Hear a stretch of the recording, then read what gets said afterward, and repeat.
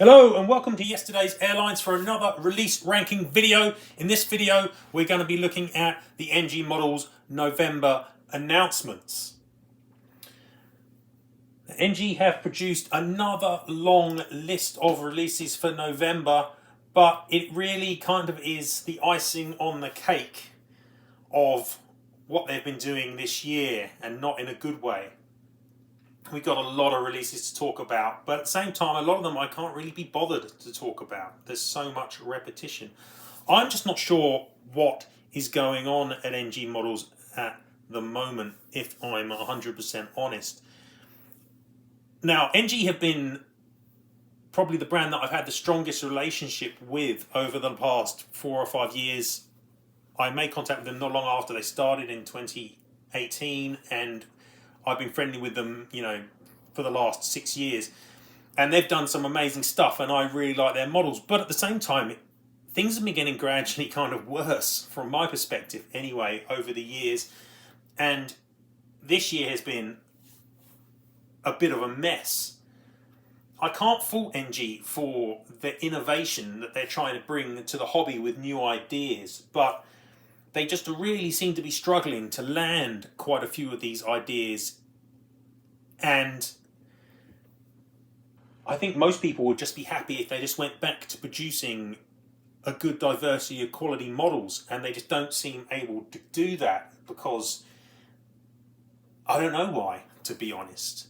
But there's definitely more going on behind the scenes, because they didn't announce any models last month, and there was another month this year they also didn't announce. So that's, of the 11 months this year, they've only announced models in 9 of them. And the amount of repetition and reuse that's going on strongly suggests that they're aiming, for what they can in a kind of cheap way. Otherwise, I just don't understand why they'd be putting out some of these models. It doesn't make much sense.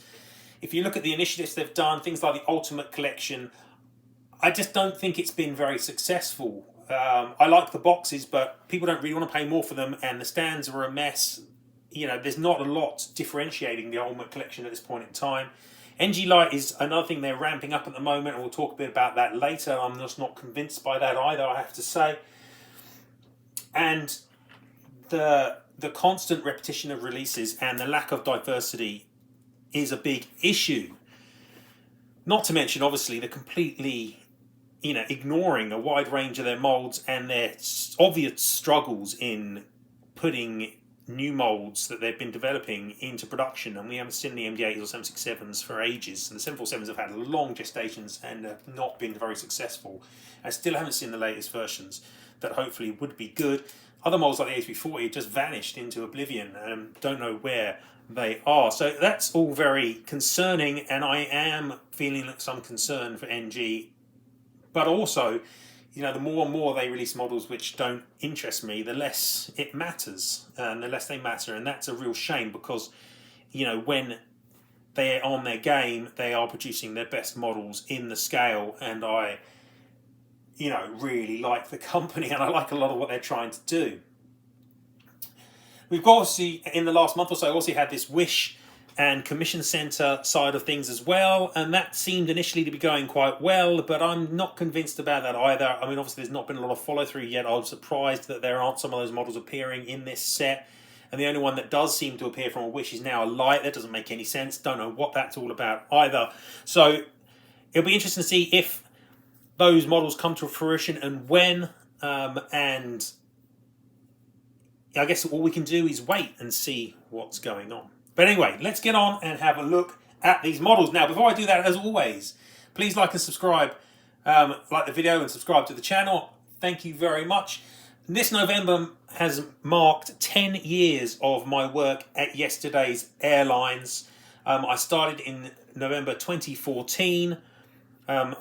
Originally, I was just posting AV history blogs, and that was the focus of yesterdaysairlines.com at the start, but it's expanded massively, and so now it's covering, pretty much everything in 400 scale, and the site has enabled me to grow my presence and build relationships with brands like NG Models, but also Aviation 400, JC Wings, and all the others really, and produce a lot of content, and hopefully it's content that you guys enjoy. So thanks very much to everyone that I've met over the past 10 years. I made some really good friends and some great relationships doing this. I'm really enjoy Yesterday's Airlines. It's a big part of my life, and I hope it's one that continues on. I've got a couple of projects on the side which hopefully will also, come to fruition and add something to the scale as well. So thank you very much to everyone. Really pleased with how Yesterday's Airlines has come along, and thanks very much for watching. But let's get on and have a look at these NGs. So as I say, there's a lot of models. In fact, there's more models than I've got on this page because I'm not including here the NG Lites. We'll talk about those later on. But I do want to get through these quite quickly because a lot of this is not particularly exciting stuff. And in fact, I'm going to start a new rule with this video, at least for this video, that models that they've made basically before and are exactly the same, I'm just going to put those into a gas guzzler. I'm kind of over the insane amount of repetition. NG has made it almost like an art form. JC Wings do this sort of stuff, and so do other brands, but not to this extent. It's getting well out of control. So with that, we're going to start off with a Sichuan A350. Now, there have been lots of these, and this one is in fact a re-release. It's a re-release of a previous model. B325J is the reg. It's one of these Pandaroo A350s. And this one's in the Ultimate Collection box, which is why they're re-releasing it, I guess. So I'm going to put this one up into Workhorse. Now, the other two, one's Ultimate Collection and one's Standard, and I've only got one on the picture here, is B32G6, and this is a new Pandaroo model. These are the first ones to be announced. They all look kind of similar, but the Panda's always doing different things, certainly at the front of the aircraft. I like these Pandaroo A350s, though I'm running out of space for them, I admit. And this one, yeah, even I'm getting a little bit tired of them, I have to say, but I probably will get it, and I do quite like them. I'm going to put this one up into High Flyer. So not a dreadful start there for the A350s anyway, but it's not necessarily the same for all of these models, trust me. So, next up, we are moving on to a couple of models which certainly don't need to be released again. So we've got another pair of Chosun Minhang, or CAAK, the North Korean airline that was the predecessor to Air Koryu, CAAK. P551 and P552. I honestly don't know why they're making these models. Now, I do know that they obviously made a bit of a mistake on the previous release in the sense that they didn't put the regs above and below the wings. I doubt that's the reason they're remaking these ones, and it wouldn't surprise me if they don't have the regs on it too. I don't know what they're doing here. Who wants these? And why are they being made? It's really a little bit bizarre from my perspective. So I'm going to put these both in a gas guzzler. I honestly don't know why they're being made. Pointless models. Next up, we've got some more Qatar, and it's just Qatar when you get with NG models. It's insane the amount of Qatar Airways they're producing. So first up here, we've got a couple of 787-9s. First one is A7BHC, which is got the FIFA World Cup colours on it. Yeah, it's not the first time they've even made this model. So they made BHE, which had exactly the same things. So this one, again, just going to chuck this one down into gas guzzler. It doesn't really serve any purpose whatsoever. The other one, A7BHH, is just wearing the standard scheme. Now, you could argue this one is a bit more merit to it. Though they did make A7BHG in the standard scheme before. That was 4 years ago. I'm going to put this one into Workhorse, which is perhaps being generous, frankly. But at least it's a standard scheme, and surely standard scheme models do have a bit more value than all these special schemes, especially when the special scheme is so minimal, it's largely pointless. Next, we've got a Hawaiian 787-9, N781HA. Yet again, it's effectively a re-release because they made N780HA. But I would say that, again, I think there's probably a market for this one. I'm not going to gas guzzle this. I'm going to put this one also into Workhorse. There's some space for it, but it's not new. It's not different. It's just more of the same. And the next two are very much in that space as well because they're both all Nippon 787-10s, JA981 Alpha and 983 Alpha. They've made two all Nippon 787-10s before. There are plenty of others from other brands like AB400, JC Wings, Phoenix. These ones don't add anything special to the mix from where I'm standing. They're just the same stuff. Now, again, I suspect they'll sell okay, it's all Nippon, but if you're just getting to this point where you're just going to continuously re-release the same models, it's just boring. I'm going to gas guzzle a pair of these as well. So, you can see that we're building up a head of steam of poor scoring models here. Now we're moving on to some 737s, and the first one up is a completely new airline and aircraft combo in the scale. And this is probably, the very little, I think this is the only one of these this month probably. The airline is Air Road Cargo. It's Chinese, so that's immediately going to make it not interesting to most, but it does make it a bit interesting to me. The scheme is quite pleasant.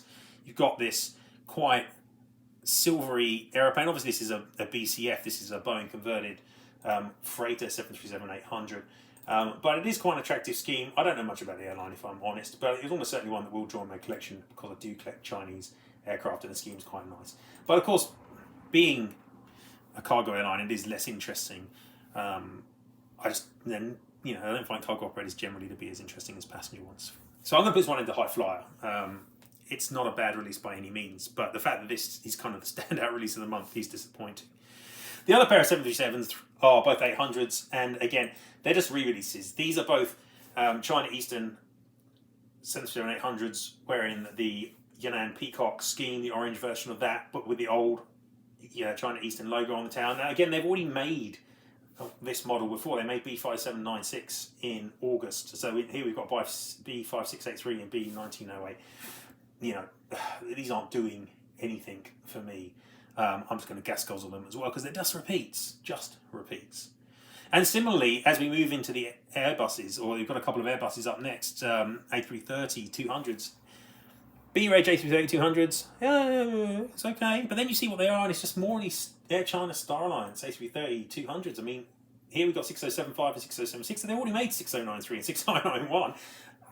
Why do we need more? Why? You just don't understand it unless it's just cutting costs. So these are gas guzzling too.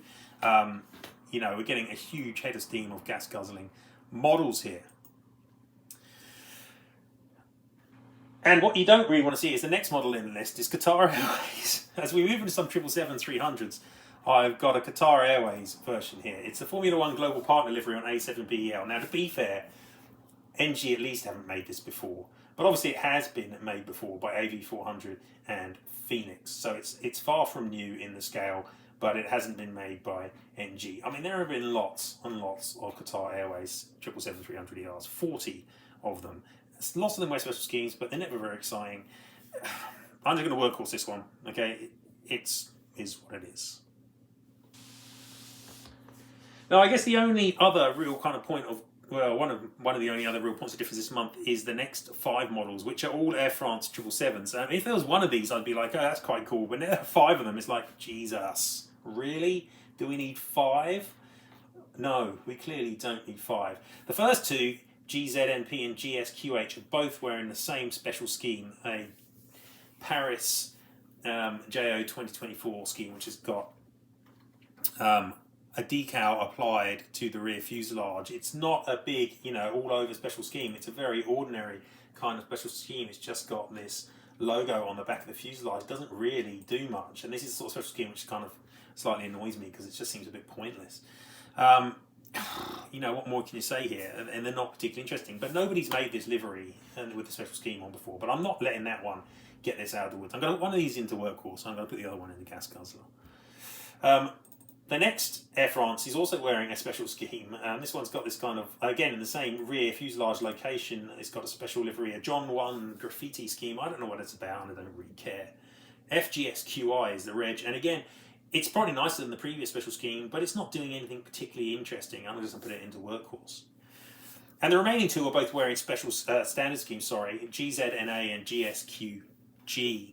Now, you may get excited by different, passenger configurations on planes, and if you do, you're one step further down the rabbit hole than I am, because I honestly couldn't care less about the internal configuration and how it affects the windows.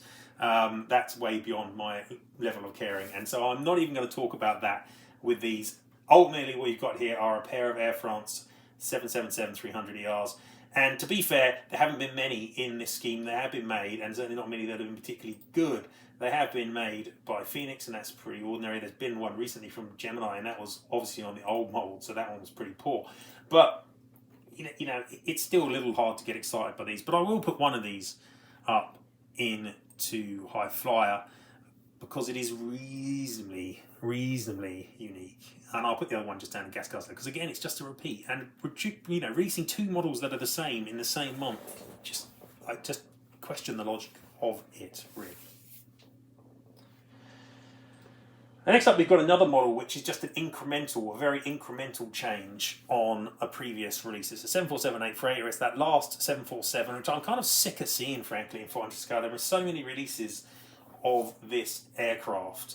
I'm a bit over it, to be honest. So here we've got yet another version of it. And the difference here for N863 Golf Tango is that this one is in the pre-paint, but it doesn't have the stickers on the side. I mean, is that going to be big enough to make you buy it? You know, really, is this needed? No. And arguably, the NG versions have been inferior to the versions made by JC Wings anyway. So, yeah, I'm just going to gas guzzle this one too. Okay, cool. Now, the last 6 models to discuss here are all 737s, and yeah, these are better. These are better choices than what we've seen up to this point. The first 2, interestingly, are both Royal Australian Air Force Maxes, and the interesting thing here is obviously that Gemini just announced one of these themselves just the other day. NG have gone better and produced both in the same month. Why? Hey, why not? I don't know why, but they have. So we've got A62001 and A62002. Yeah, this is a perfectly good model to release.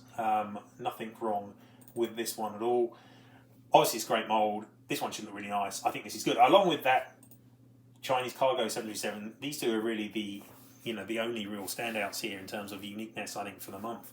And for that reason, they avoid the purgatory that a lot of the models have been going into. I'll put one of these up into High Flyer and put the other one into Workhorse, I think.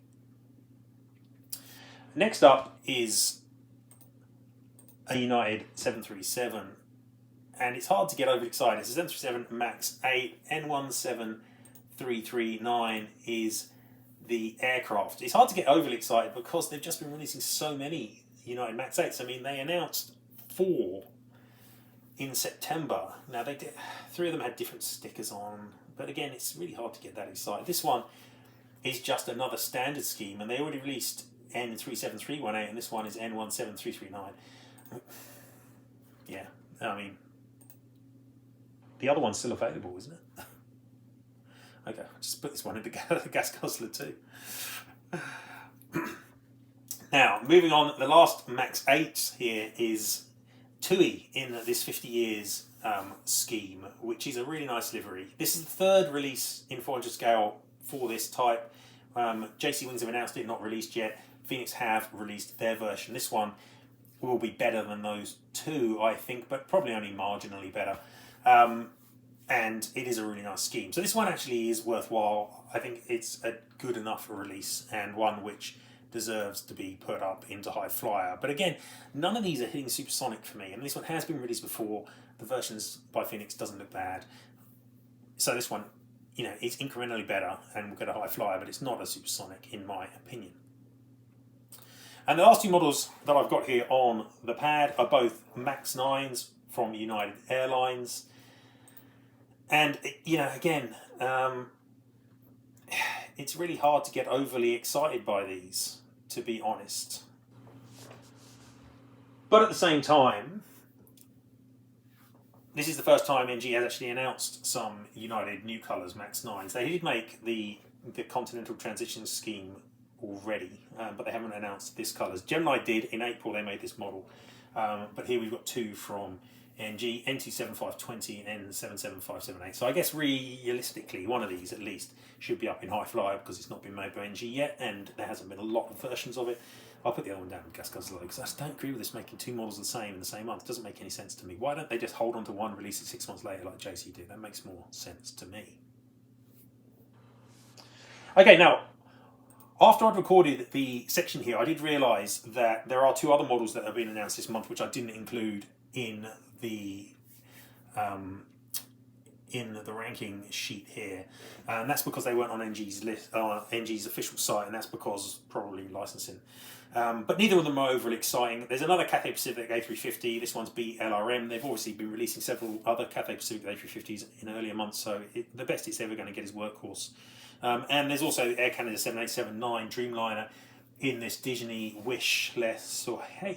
I don't know how to say it. Les Soleil. I'm sure that's wrong. CFVLX, which is a perfectly, okay-ish livery. But again, it's one that's been made by plenty of people before. It's nothing overly exciting going on there. Phoenix has announced it. JC Wings are going to release it. It's been made by Aviation 400. You see what I'm getting at. So again, the most that we're probably likely to get is kind of Workhorse 2. So neither of those are going to change kind of the overall drift of this video. When you look at this standard set of models, it's probably the worst set NG have ever released. There's so little inspiration on show here that we've just got, out of like 20 plus models, you've got 6 which are scraping into high fly, and the rest of them, they could definitely not exist and no one would care. They're completely worthless releases in my opinion. So it's a really bad set. Now if we move on to NG Lite, there are a lot of NG Lite releases this month, and I'm still completely not sure what to do with these, to be honest.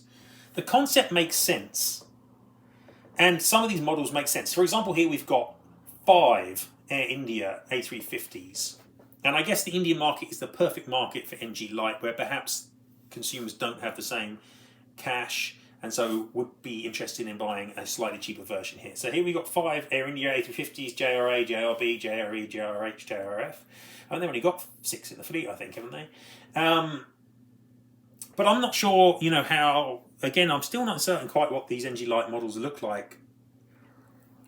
Are they going to be completely lacking aerials? Do they lack wrong yet? I didn't really think, I don't know. So I don't know what to do with them. That's why I'm not going to bother ranking them, to be honest. If we look at the other NG Lite releases here, we've got 3 787s, YesterAirlines Airlines, we're in the Genshin scheme, a repeat of the Air Canada Disney Wish, which is in the standard set, and the Qantas Dreamliner wearing the special scheme, which was voted for. So 2 of those, again, I can kind of make sense of.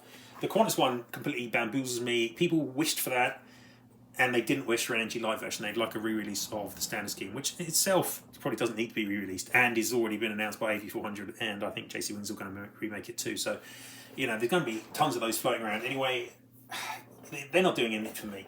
And then we get to the remaining NG Lite models here. We've got another Boeing company, 747-100, presumably still on the mould, which has got a duff nose, and the wings are too long. So that's completely, doesn't really do much. And then we've got a selection of 747-400s. Again, and as I understand it, these are all on old versions of the mould before they've made changes, which we haven't seen yet, for what will be the eventual proper releases that they're going to make using this mould. Following? Probably not, because it kind of is poor. It really seems like for these 747-400s, NG are using versions of the mould they know aren't very good, and therefore they're slipping them out as NG Lites. Realistically, they just never should have got to this point to be made in the first place, I would say. 4 of them are Asiana, which is itself not especially interesting. One of them's a passenger in the Farewell Flight colours, HL7428. The others are HL7421, and then the same reg again with a mismatched nose cone, and then a BDSF HL7620. So 3 of them are Asiana cargo.